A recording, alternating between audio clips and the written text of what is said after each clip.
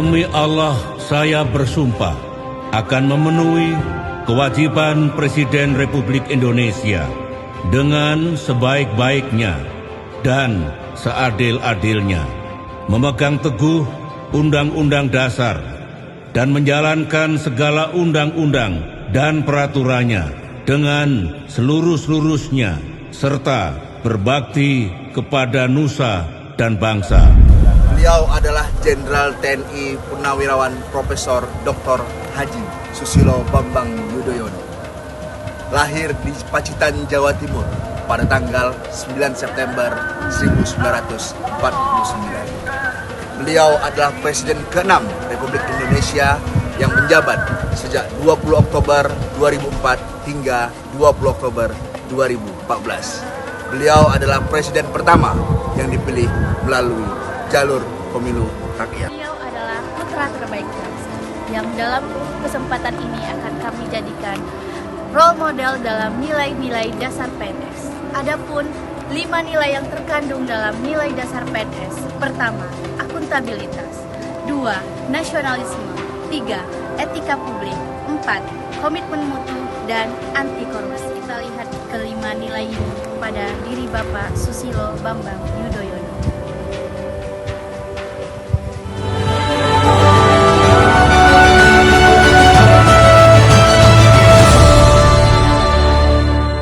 Berbicara tentang akuntabilitas seorang Bapak SBY dapat dibuktikan dengan kepemimpinan beliau selama 10 tahun dalam memimpin Indonesia. Paling tidak ada 3 tekanan dan gejolak yang dibebankan selama pemerintahan beliau. Pertama, harga minyak dunia yang melonjak tinggi.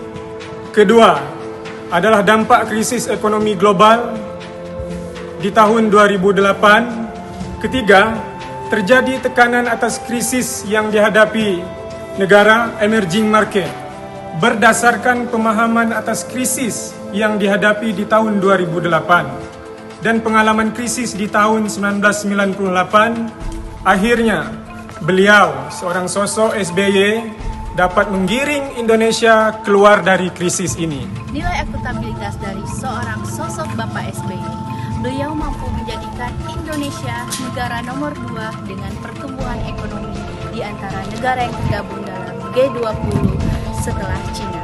Tidak hanya itu, di awal pemerintahan SBY tahun 2004, sejarah mencatat fiskal APBN dan ekonomi Indonesia bisa diselamatkan dari krisis harga minyak dunia dengan menaikkan harga BBM saat itu hampir 190%. Program ini memang tidak populis dan menjadi bahan gorengan bagi lawan politik SBY.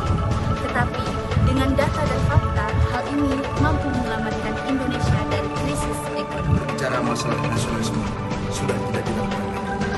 Beliau memiliki latar belakang seorang militer. Dalam jiwa dan raganya tertanam jiwa nasionalisme yang kokoh. Dalam masa kepemimpinan beliau sebagai presiden, ada 2 hal yang tercermin mengenai nasionalisme. Pertama, beliau menyelesaikan konflik bersenjata di Aceh. Seperti yang diketahui bersama, bahwa konflik bersenjata Aceh telah hampir terjadi selama 30 tahun. SBY bersama Yusuf Kala saat itu melakukan upaya-upaya perdamaian. Dan hasilnya, konflik bersenjata Aceh mampu diselesaikan.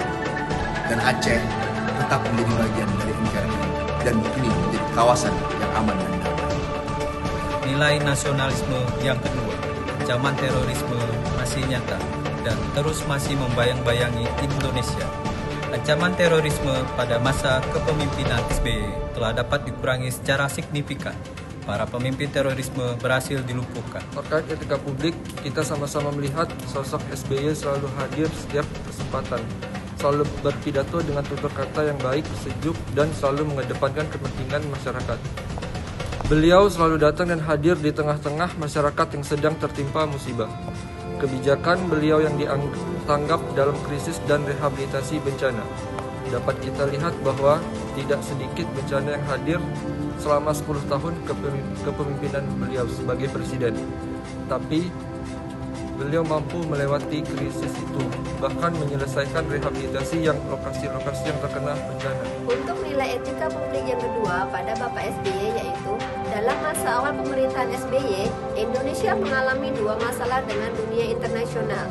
Indonesia diembargo militer dan dituntut oleh pengadilan internasional atas pelanggaran HAM berat yang terjadi di Timur Timur. Dengan diplomasi yang cerdas dan efektif, di akhir tahun 2005, Amerika dan dunia barat lainnya mencabut embargo militer atas Indonesia. Sejak itu, Indonesia bebas menggunakan dan mengembangkan alutsista untuk keutuhan wilayah NKRI. Untuk menyelesaikan permasalahan di atas, SBY menggunakan pendekatan yang tepat dan persahabatan. Awal pemerintahan SBY, Indonesia tersandera oleh hutang IMF yang diwariskan oleh pemerintahan sebelumnya. Hal ini membuat ekonomi Indonesia tidak leluasa dan seakan-akan pula merendahkan harga diri bangsa. Dengan tindakan cermat dan teliti serta inovasi yang dilakukan secara efektif dan efisien, pemerintahan SBY mampu melunasi hutang IMF pada tahun 2006, 4 tahun lebih cepat dari waktu yang ditentukan. Hal ini mencerminkan nilai komitmen mutu pada masa pemerintahan.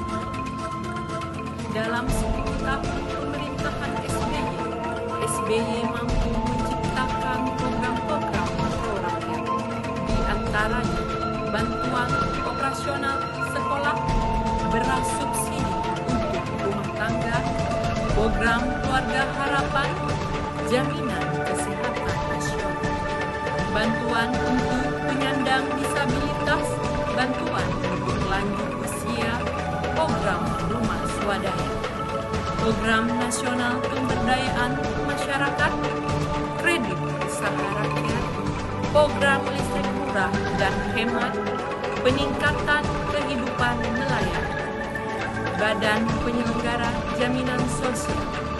Program-program pro rakyat ini mendapat porsi-porsi yang besar dalam APBN, namun tetap dalam batas yang proporsional. Itulah komitmen yang ada dalam diri Bapak SBY. Dalam 10 tahun masa kepemimpinan SBY serius dalam memberantas kejahatan korupsi, membiarkan KPK bekerja secara independen tanpa adanya intervensi sedikit. SBY secara terbuka mengatakan akan mendukung KPK secara penuh. Hal ini juga dibuktikan lewat revisi Undang-Undang KPK oleh DPR yang ditentang lantang oleh mertua Anissa Pohan ini. Memang apa yang dilakukan SBY ini belum maksimal, namun ia adalah pionir dalam pemberantasan korupsi. Dari serangan apapun, termasuk politik.